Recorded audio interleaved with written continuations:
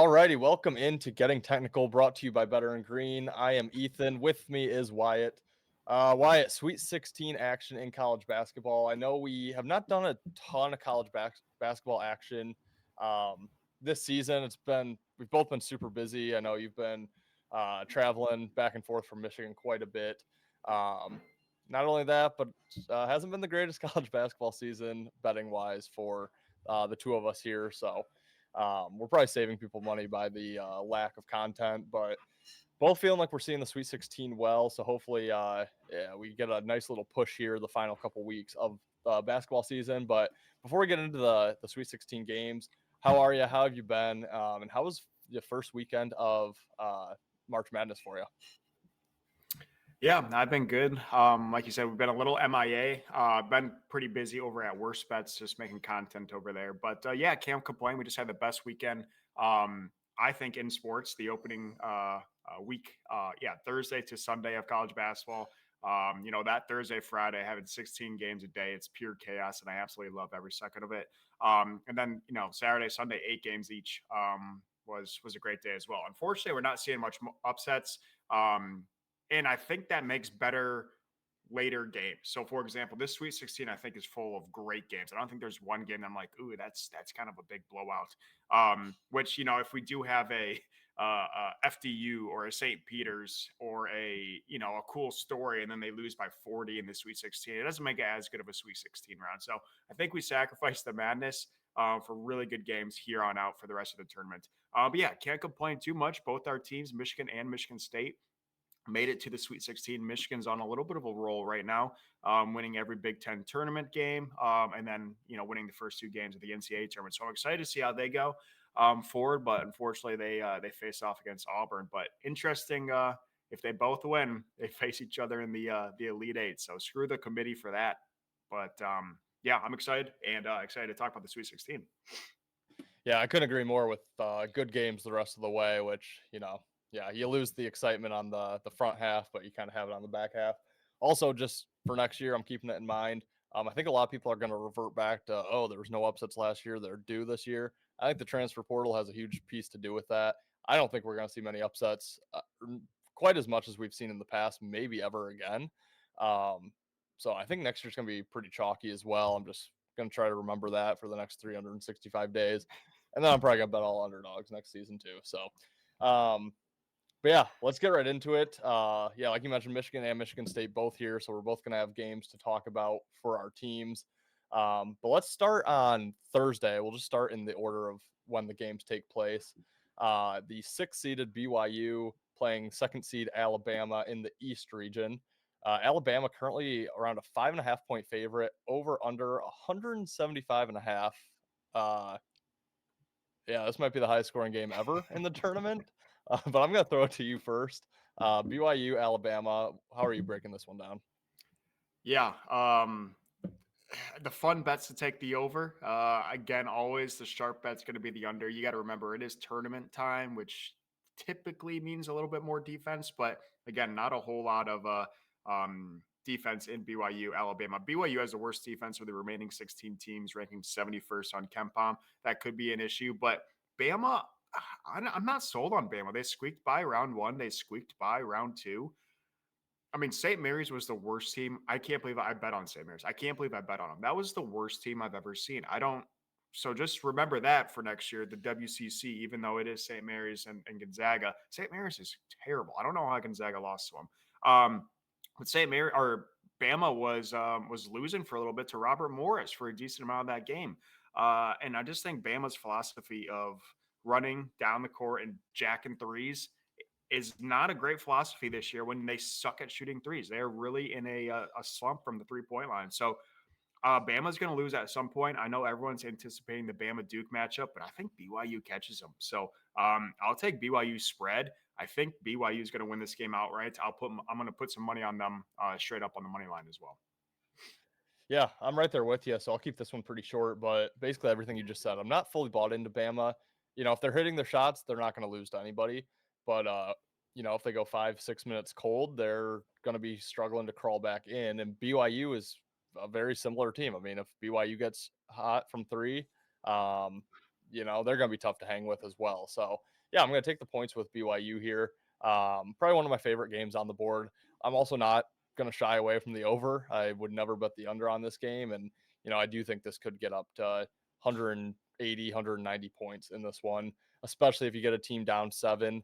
The team that's down is going to be very capable of making the 3, fouling, 2 quick free throws. I mean, you could get 30 points in the final 2 minutes of this game. So, yeah, I'm right there with you. BYU plus 5.5, like the over, and don't hate the outright for BYU as well.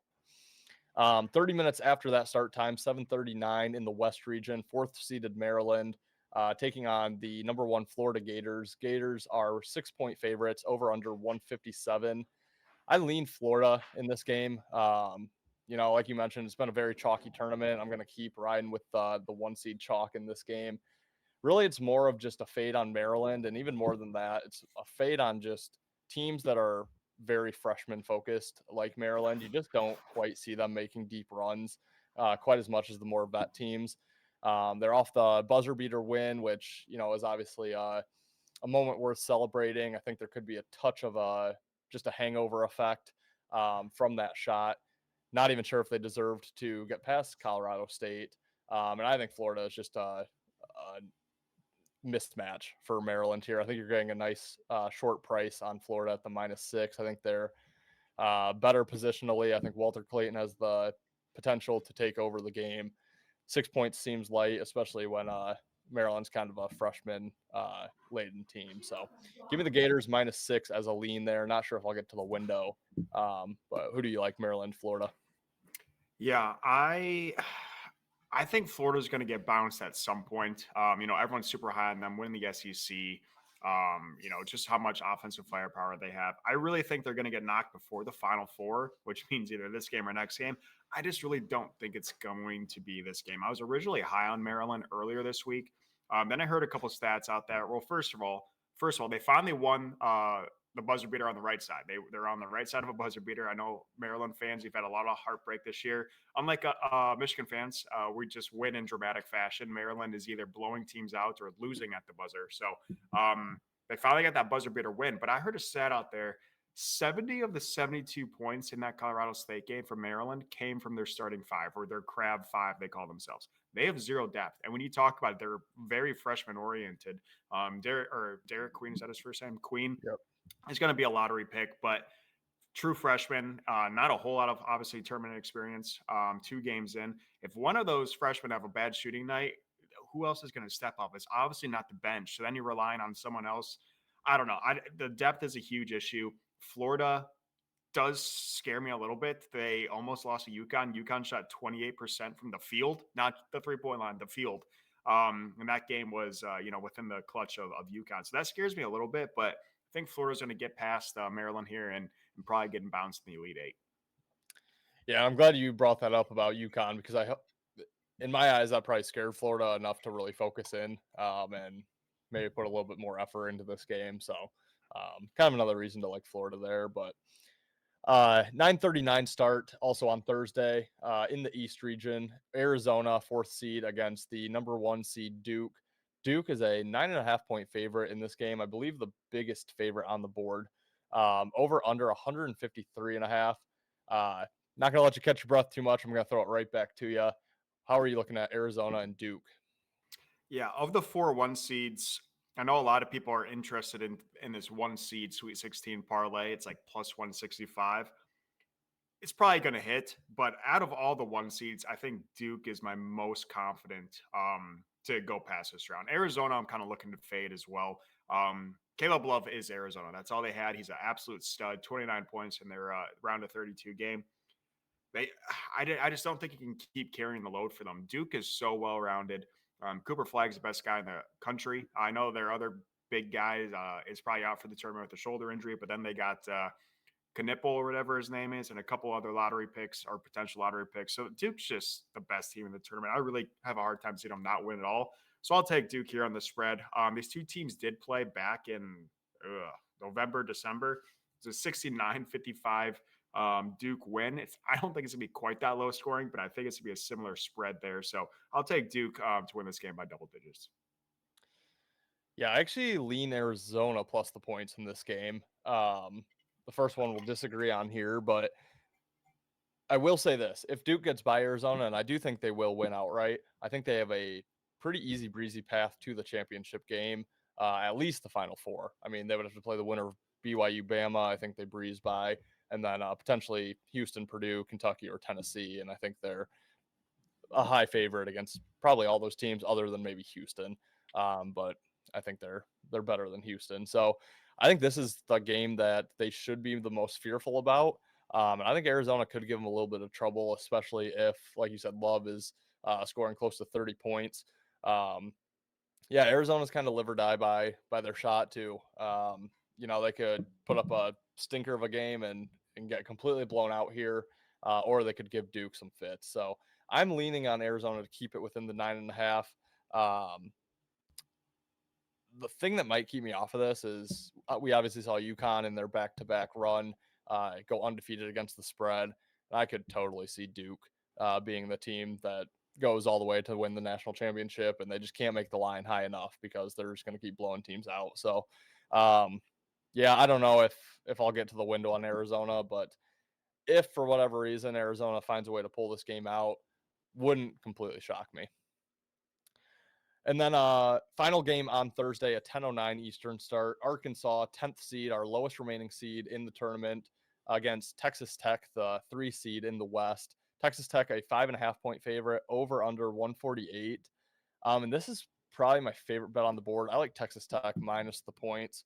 Um, really, I think Texas Tech is still underrated, even though I know they're like, I believe, top 7 in KenPom.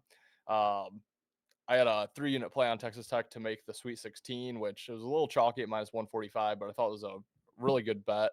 And obviously turned out to be. But I just think this line is short, and I think it's really just because Arkansas, um, kind of coming into the tournament, I think people were probably reminded, like, oh yeah, Coach Calipari coaches Arkansas. If you haven't been following all year, then they get by Kansas, who is a very prominent tournament team, even though they had a very down year this year. They get by St. John's, who is kind of America's darling, or at least the public darling, where they haven't been betting all year. They just come into the tournament, see a new team at a 2 seed. People kind of fall in love with that. Arkansas has gotten past them. They're being reminded of Coach Calipari and all his tournament success. And I just think now is the time to really fade Arkansas. So I think uh, I think Texas Tech is probably top 4 team remaining, if not top 5, other than the 1 seed. So I really like Texas Tech. I think the number is really short. It's kind of the Calipari effect. So I'm going to take Texas Tech minus 5.5 as one of my favorite bets of the Sweet 16. Yeah, Texas Tech out of the 16 teams is the team I know absolutely nothing about. I don't think I watched a single Texas Tech game all year. I couldn't name you one player on the team.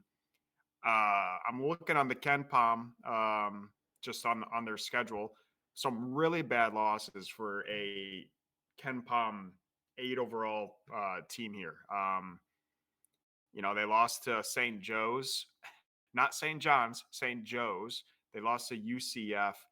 They lost to TCU. So those are 3 pretty bad losses there. No, those are obviously all quad 2. They obviously beat Houston, which is the big win. Besides that, they beat Arizona, which is number 13. Their next best win was against BYU, number 24 in KenPom.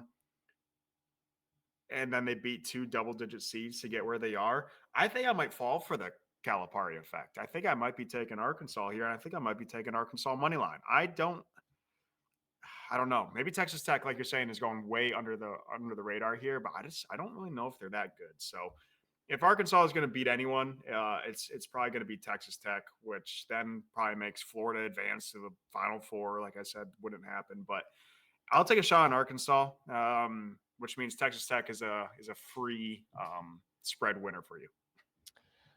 Yeah, well, I will just re-jog your memory. I know you've watched at least one Texas Tech game this year because you and I were both on them against Iowa State. They had like a 15-point lead in the first and then lost it by a point in overtime. And uh, I don't know, maybe you didn't watch it. I know we both had money on them that game though, and it haunts me. That was a bad one.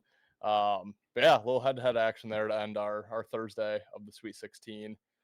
We'll jump to Friday. 4 games left here. The first game on Friday, sixth ranked Ole Miss at Michigan, or not at, but against Michigan State, the second seed in the South. Michigan State 3.5 point favorite. Um, over under 143. This game makes me nervous, as every game so far has made me nervous. But um, I'm gonna lean on the Spartans, and it's just, I mean, it's a homer pick. I can't come on here and say Ole Miss and then have Michigan State win and have myself fade them. So I won't be betting this game because I can't seem to win when I bet Michigan State games. So I'm already too invested as a fan. Um, but yeah, I think Michigan State, they struggled offensively very much so against Bryant and New Mexico. Almost cost them against New Mexico before really kind of sealing it in the final 5 minutes of that game.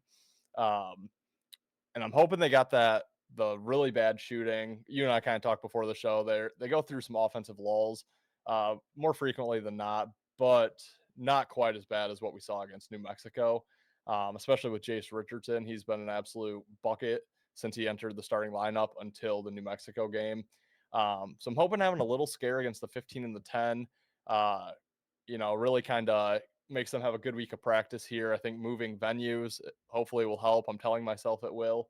Um, and then you have Ole Miss, who you and or at least myself, and I believe you as well, have really struggled to have a good read on this team all season long.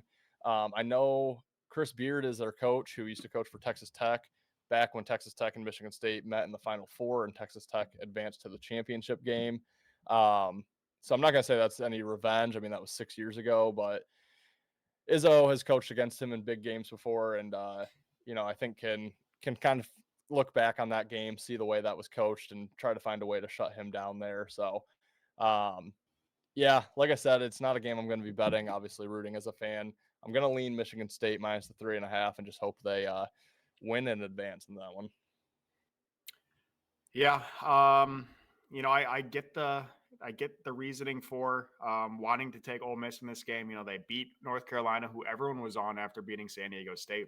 I watched Clemson and Louisville lose, and I threw everything I owned on Ole Miss, and I hate Ole Miss. But I saw how much the Ole Miss or the ACC sucked, and luckily it did that. Ole Miss dominated that entire game. It got a little dicey at the end, but then Ole Miss finished it out, and then Ole Miss beats Iowa State by 20. So people are seeing that, and then they're seeing Michigan State struggle against a 15 seed and a 10 seed. So they're saying, "Wow, Ole Miss is hot, good coach." I think Michigan State wins and covers here. Like I said, I don't like taking short spreads. I just have a terrible time at the buzzer, terrible time at the end of games come foul time of just losing by the hook. So if you want Michigan State, I would just say take a money line. It's not going to be that gross. I guess I don't even know what it is, but it's probably 165 or less, and that's perfectly okay with me. With that being said, I usually have bet against Michigan State. It's kind of one of my favorite things to do. I lose money. It's been a very not profitable thing, but I do believe I will be on Michigan State. It's probably my favorite bet of the Sweet 16 is Michigan State to roll Ole Miss. I know I was on Ole Miss at the beginning of the week as well. I change my mind every 15 minutes. So as of right now, I love Michigan State. I think they're going to destroy them. Favorite bet of Sweet 16 of the Sweet 16 round. I'm gonna go crop that little clip there of you just saying I love Michigan State. Oh um, God. well, I hope you're right. Yeah, I really hope you're right on that one. We'll get into your team here in just a second, but next up, 7:39, the first SEC matchup in the tournament where we had 14 teams starting from the SEC. Third seed Kentucky against 2 seed Tennessee in the Midwest region. Tennessee 4.5 point favorite, over under 144.5. Again, I'm going to throw it right back to you here. Kick us off with Kentucky, Tennessee. Yeah, this one might be my second favorite bet, if not the first. Tennessee 0-2 to Kentucky this year. Kentucky won 78-73 and then 75-64. They have had Tennessee's number. Tennessee has some difficulties going semi. I mean, everyone says they have difficulties in the tournament. I feel like Tennessee is always in the Sweet 16. I feel like they've been in the Elite Eight more times than not. Is it just the fact that they haven't made it to a Final Four? Is that what people are talking about? I mean, I don't know. So I get it. Like the Tennessee is usually built. They seem like they have the roster to make it to a Final Four and they fall short. But it seems like we're always talking about Tennessee into Sweet 16, if not further. I know Michigan beat them in the round of 32 in like 2019, but I mean, I don't know. I think Tennessee has a massive revenge factor. I think Kentucky's a little overrated. Give me Tennessee. I believe they cover. It's probably getting to that point, that 4.5 point spread where the money line's getting probably up to the minus 200s. Wouldn't recommend that. I would say just risk it for the spread. I think Tennessee wins this one by 10 plus points. Yeah, I hate the double revenge spot here. I kind of lean Kentucky, and it's really just because I think 4.5 is just a touch high. But again, we mentioned it on the Thursday games. I forgot who we were talking about. Kentucky is a team. I think Arizona. If they're not making their shots, I mean, they get blown out in this game. I think they're very hit or miss all season long. Their path to get this far hasn't been impressive. Troy and Illinois. I'm not super impressed with either of those wins. But then on the flip side, Tennessee had Wofford and UCLA. Not super impressed by them as well. Yeah, I hate that Kentucky is 2-0 against Tennessee this season. It's probably going to keep me off playing Kentucky in this game. But like I said, I think just 4.5 is a touch high. I could see this coming down to a final possession or, Tennessee up 2 and the free throw thing coming into play and the backdoor cover for Kentucky. And then really Kentucky, just kind of two pieces I look for in the tournament. They have their star Otega Owe, who can just create a bucket and put up 30 points. And then they have that Kobe Brea kid that can just get hot. He could hit 9 threes if he's shooting well that day. And that always scares me when teams have a kid like that who can just bring you right back into a game or pull away if you're tied or have a small lead. So I'm going to lean with Kentucky plus 4.5, but wouldn't be shocked at all if Tennessee ends up blowing them out if Kentucky's having a poor day. And then 2 games left here, 9:39 start time Friday night on CBS. Michigan, 5th ranked in the South against the 1st overall seed Auburn. Auburn, a 9-point favorite, over under 153.5. You want to take this one first, or you want me to go first? I can take it first. Okay. Yeah, I've had zero expectations from the beginning of the Big Ten tournament. And it's been the best thing ever. I had a lot of expectations. Well, zero expectations to start this season with Michigan. They got good. I got a lot of expectations. They blew it. I hated them. Had zero expectations, and now here they are, and I absolutely love it. So I'm going to keep going with zero expectations. I really have a hard time seeing Michigan hanging with Auburn. I really don't think Auburn deserves to be the number 1 overall seed. I'm kind of just waiting for them to get bounced here. They finished the season off terribly. I know Michigan did as well, but then Michigan got it back in the Big Ten tournament. Auburn did not in the SEC tournament. So I'm just not super sold. I don't know how they got the number 1 overall seed. I really think it should have been Duke. And I don't really think there's anyone that disagrees with that, or Florida potentially. But I think Michigan matches up really poorly against Auburn. So I have zero expectations. With that being said, I will be taking Michigan plus 9.5. And I probably will be taking Michigan money line as well. Yeah, I hope they can battle. I hope it's not a blowout. I think a lot of the guys are happy with making it to the Sweet 16. I know Dusty, a little sigh of relief with that Sweet 16 bid. And I'm a little nervous because if my prediction is right with Michigan State, then a potential matchup with the Sparties in Atlanta will. I don't want to make excuses, but they will be thinking about it a little bit. They will. If they win this game, they get another shot at Michigan State, which is hard to overlook the number 1 overall seed, but hey, it happened. So, yeah, like I said, I think Auburn's to play. I'm never going to bet against my boys, so I will be having some money on Michigan, but I just don't really think it's a great matchup for the boys in blue. Do you see a Trey Donaldson revenge? Would you look at points or anything of that nature on props? I probably should. Trey's the one guy on the team that really, I think, gets energized out there. Him and Cheddar, who is like a 6-man.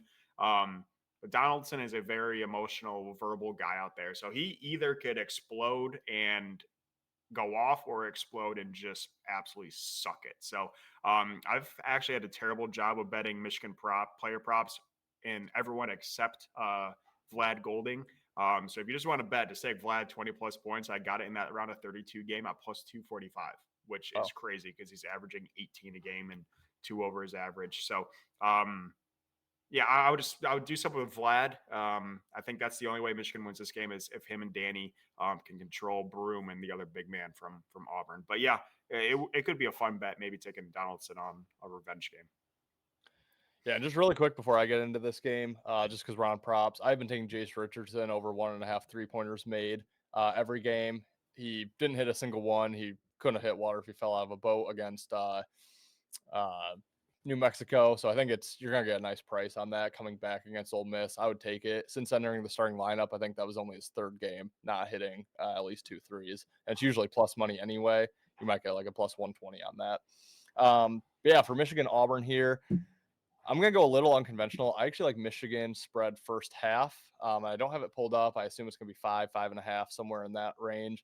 We've seen all tournament long. The dogs hang tight early in the first half, oftentimes going to halftime with a lead, which it wouldn't shock me here if Michigan did. And then the one seeds have kind of pulled away late. It wouldn't fully shock me if Auburn ends up pulling away and covers the 9.5. Also, wouldn't fully shock me if Michigan has one of their best games of the season and keeps it really tight against Auburn with a chance to win late. But I do prefer the first half play here. I think they're going to come out extremely ready to go.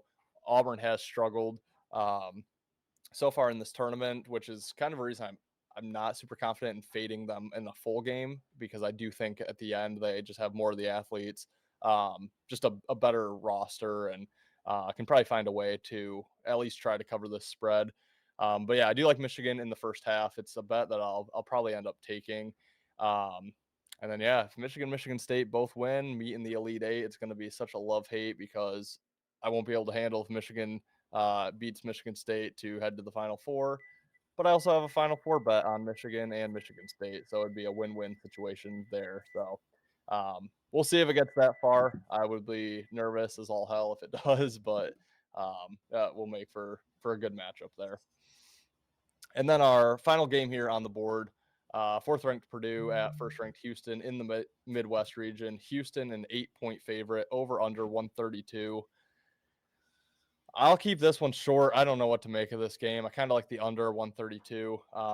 We talked about the high over. This is a very low under, and kind of lean towards the unders in the low games, the overs and the high totals. So lean on the under. I think Purdue does enough to keep it within the number. We always see Houston kind of start playing some questionable basketball in the Sweet 16, Elite Eight.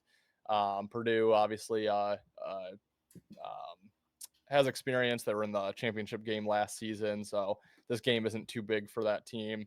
I think 8 points is just a little much for a game that I expect to be low scoring. So lean Purdue plus the points, lean under, but not crazy about that one. Yeah, I love the under in that. I've really been trying to stay away from tournament totals, but the under of that, I think I could easily see this being like a 50 something to 60 something game, which would hit that under there. But I agree with you as well. I'm going to take Purdue on the points. For whatever reason, I kind of think this is the one. People are in love with Caleb Love. Well, that was not meant to be. People are in love with the Crab Five in Maryland. I guess not a lot of people are thinking Michigan's going to beat Auburn, but Michigan's on a pretty crazy run right now. I feel like everyone's kind of counting out Purdue. They're kind of like the one team up against a one seed where it just doesn't seem like anyone is counting them in this game. And it's Purdue. I know they made it to the finals last year. They have struggled in years past, but I think they got a fantastic coach. And I think 8.5 points is way too much for a game that I think is going to be a really defensive, slow game. Just looking at the tempos here, Houston's 345. I believe there's 355, 56 teams. So they're bottom 10. Purdue's 304 out of 300 and something plus in tempo. Two extremely low or slow offenses. Houston does have the number one defense in regards to efficiency, so that's going to be a big thing. But Purdue is number 7 offense, which I kind of find it hard to believe, because I really do think they struggle offensively sometimes. If Braden Smith and who's their big guy, Kaufman Run. Yeah, Kaufman. Besides that, I don't know if they have a whole lot of dudes, but I think Purdue matches up great against Purdue or against Houston. So I'll give it a shot. Again, I think Purdue really will have a chance with the money line in this game. And like you said, this is about the time where Houston looks unbeatable, where they turn and you're like, wow, I'm really betting on a team that's going to score 43 points in a Sweet 16 game. And that's just Houston's problem when they play that slow. So I think it's going to be a great matchup. I think this is an ideal matchup for Purdue. I feel like if they were against a Florida or a Duke, even an Auburn, they would really struggle with just the pace of that game. But slow teams love playing other slow teams. So I think Purdue is happy. I think Purdue has a shot to win this. I'll take my +8.5. I like it. Seeing eye to eye on the final game. Well, guys, that'll wrap it for our picks here. We are going to quickly just run through just kind of a tournament or a bracket reset, just give our picks for the remainder of the bracket and see if we can't hit that champion here. Do you want to just run through, just you go and then I'll go, or Yep. Yeah, I'll just start from the Sweet 16, go to Okay. Elite 8, Final Four championship game here. I have this pulled up on my screen, so it might be a little different from when you're saying here. But starting in the top left for me, Auburn and Michigan, I'll take Auburn. I'll take Michigan State over Ole Miss. I'll take Florida over Maryland, and I'll take Arkansas over Texas Tech.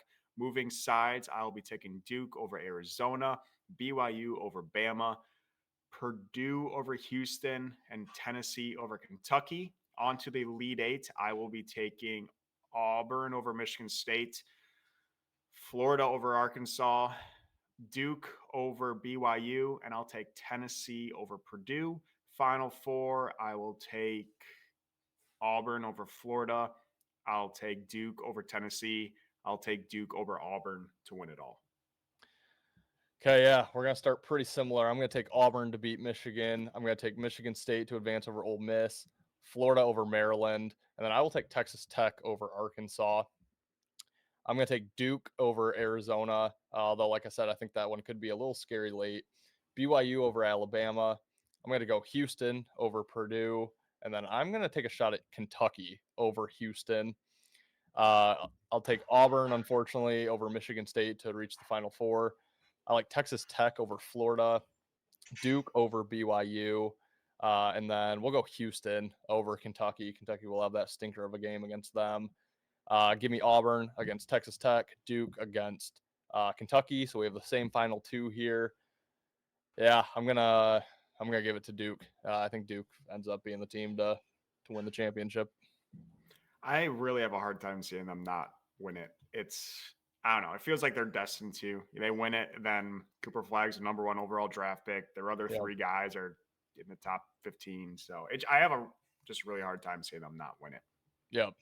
Something about John Shire, too, coming from playing for Coach K, taking over for Coach K, having a couple down years, and it just feels like they're due.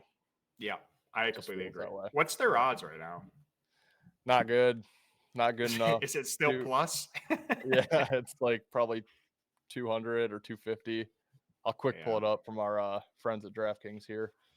Let's see. It's getting to that point where they're going to be minus pretty soon here. Yeah, 210. God. Auburn 350.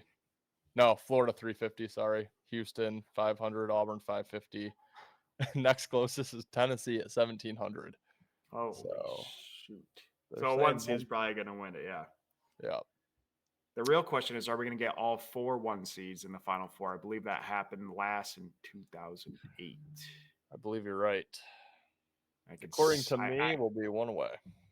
Texas Tech over Florida. Yeah. I think Florida and Houston are the 2 teams that I really think could get bounced early. Yeah. Auburn, I don't really know what they're up to. I think Auburn's so damn good and so old. I mean, they're older than no, they're not older, but they're almost as old as the Oklahoma City Thunder starting 5, which is absolutely insane. And like you said, what's scary about Maryland and a couple of these younger teams is you need experience come tournament time. And Auburn has it. I don't think anyone, well, they might if they're that old. When did Auburn win it? Did they ever win it? I don't think they ended up winning. They lost to Virginia, I believe. Lost to Virginia in that was like the year after COVID. Yeah. Yeah. So that Virginia one is always an asterisk because you can't win when you're the slowest team in the country. Well, I guess if COVID happens, everyone's heart's tired. So was that in the Final Four they lost? Was that when Kyle Guy had the 3 free throws? I think it was a Kyle Guy. Yeah. Yeah. Broom was probably playing still then. So yeah, but he came from Monmouth, which is insane. I think, or some tiny little school. Yeah, if Yeah, you I look don't at a know. lot of these rosters, and like you made the point on it with the NIL and transfer stuff. I mean, all these studs came from these small schools. We're Yeah, talking about Walter Clayton came from Iona. yeah, You know, a couple other guys. I don't have anyone else on my page here, but yeah, it's if you're good at a small school, you have one good tournament run or one good season, you're gone. And that's the problem with a lot of these Cinderellas is they don't really last long. And the coaches too. The coaches are out of there. The Drake coach is there for a year, and now he's yeah, Iowa. See ya. yeah, One tournament win. See ya. yeah, It's crazy. yeah. The good kid for New Mexico, gone. Yeah. Plays one game, 2 games on someone's radar, out of there. Yeah, it's Yeah. crazy. Speaking of, sorry, the coaching, we're getting a little rant here. We'll end it shortly here. The FDU coach, you see, he got fired after 2 years. Really? He was FDU, you know, they beat Purdue, and then he Yeah, went to like not that much of a bigger school, but like I don't know, like kind of like an Iona, that kind yeah. of level school. Was there for 2 seasons, fired. Never had a season over 500. Really? I didn't see that. But Could yeah, have told you that, got his somewhat bag probably compared to FDU. And then yep. I mean the same thing with that St. Peter's guy. Went to Seton Hall, Yeah, gone. yeah, yeah. It's That didn't just work out. it doesn't work sometimes, but I don't Yeah, know. I think it's funny if you have one good tournament run, you're new coach. yep. Now you could make the argument: is that what Michigan did with Dusty? Potentially, potentially. He had one really good run, made it another year, but did not get a win Yeah. that year. So it could be the same situation with Dusty. So At least FAU though is they're a step up from yeah, St. they play Peter's like and they're FDU. American, right? Maybe Yeah, they're with UAB, South Florida, Memphis. Memphis. Yeah, Yeah, they'd yeah. be up. So that's it's a little bigger than that in the St. Pete's and the FDUs for sure. But Yeah. anyways, All whatever. right, yeah, that'll sorry, little run there. We're so used to doing lives now. It's we're recording, so maybe we'll just cut that. But anyway, guys, thank you for tuning in. Um, that might be it for tournament. I will be in Florida until National Championship Day is when I fly back home. So, Wyatt, I know maybe on your personal account might have some content coming out throughout the tournament. I've been MIA on Twitter. I'm sorry about that. It's just trying to reset here. I'll be back eventually, maybe in the fall or maybe for baseball. We'll see how it goes. Not the rest of this year in basketball, but follow Wyatt over on Twitter where he posts all of his plays. Follow me as well. I'll be back eventually. And good luck to your team if you're still dancing. Wyatt, good luck to Michigan. I kind of hope I see you in the Elite Eight. We'll see. But until then, we'll see you guys next time. You better start listening to the Better in Green podcast. You will not regret it. Trust me, trust me, trust me. And hey, I'm Dean Blandino. Welcome to Better in Green, eh? To Better in Green, eh? To Better in Green, eh? Listening to cash out, that's what it's all about. Come on, let's make cash now. We always on spot and we cover old spot from the bottom to the top. Hey, shout out to Ethan, shout out to Wyatt, shout out to Ben. Welcome to our podcast. Better in Green.